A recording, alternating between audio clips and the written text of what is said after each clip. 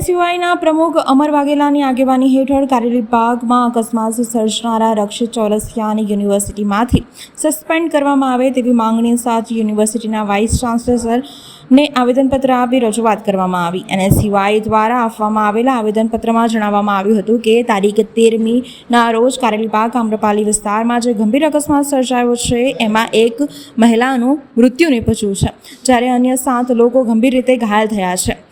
આરોપી રક્ષિત ચોરસિયા એમએસ યુનિવર્સિટીમાં અભ્યાસ કરે છે। સમગ્ર દેશમાં આ ઘટનાને લઈને ચકચાર મચી છે, ત્યારે યુનિવર્સિટીનું નામ પણ બદનામ થઈ રહ્યું છે। જે વિદ્યાર્થી કાયદા અંગે અભ્યાસ કરતો હોય તે પોતે જ કાયદાના નિયમોનું પાલન ન કરતો હોય એવા વિદ્યાર્થીને એમએસ યુનિવર્સિટીમાંથી સસ્પેન્ડ કરવામાં આવે તેવી માંગ સાથે આજે એનએસયુઆઈ દ્વારા હેડ ઓફિસ ખાતે સૂત્રોચ્ચાર કરી વિરોધ કરવામાં આવ્યો હતો। આરોપી રક્ષિત ચોરસિયાની યુનિવર્સિટીમાંથી સસ્પેન્ડ કરવામાં આવે તેવી માંગ કરવામાં આવી છે। આવેદન મળતા જ આ સંદર્ભે વાઇસ ચાન્સેલર પ્રોફેસર ધનેશ પટેલે જણાવ્યું હતું કે રક્ષિત ચોરસિયા લો ફેકલ્ટીમાં 4થા વર્ષમાં 8મા સેમેસ્ટરમાં અભ્યાસ કરે છે, જે અન્ય રાજ્યનો છે તે પીજીમાં રહે છે। અમારી પાસે જે માહિતી આવી છે તે પ્રમાણે ડીન સાથે ચર્ચા કરીને જે નિર્ણય લેવાનો હશે તે લેવામાં આવશે। 13 તારીખના રોજ જે વડોદરા ખાતે કારેલીબાગ વિસ્તારમાં જે બનાવ બન્યો હતો તેમાં રક્ષિત ચોરસિયા નામનો જે વિદ્યાર્થી હતો તે એમએસ યુનિવર્સિટીની લો ફેકલ્ટીનો વિદ્યાર્થી હતો।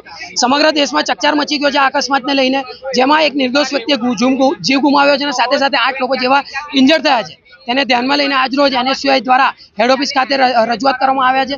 જે વ્યક્તિ છે, જે સ્ટુડન્ટ છે, તેને તાત્કાલિક ધોરણે સસ્પેન્ડ અને રસ્ટિકેટ કરવામાં આવે, કારણ કે આ જે ચકચાર આખા દેશભરમાં મચ્યો છે તે એમએસ યુનિવર્સિટીનું સાથે નામ ખરાબ થઈ રહ્યું છે। તેનું નામ જે એમએસ યુનિવર્સિટી જે જોડાઈ રહ્યું છે અને અહીંયાના સત્તાધીશો હજુ સુધી આ વ્યક્તિ પર કોઈ પણ પ્રકારનો જે પગલાં છે તે લીધા નથી। તેને ધ્યાનમાં લઈને આજરોજ એનએસયુઆઈ હેડ ઓફિસ ખાતે આવ્યું છે અને આ જે વ્યક્તિ છે, જે વિદ્યાર્થી છે, તેના રાજીનામાની માંગ કરી, સસ્પેન્શનની માંગ। રક્ષિત ચોરસિયા એ મારા 4th યરનો 8th સેમેસ્ટરનો સ્ટુડન્ટ હતો, જે બીજા રાજ્યનો છોકરો છે અને અહીંયા આગળ એ પેઇંગ ગેસ્ટ તરીકે રહે છે, એટલી જાણકારી મારી પાસે છે।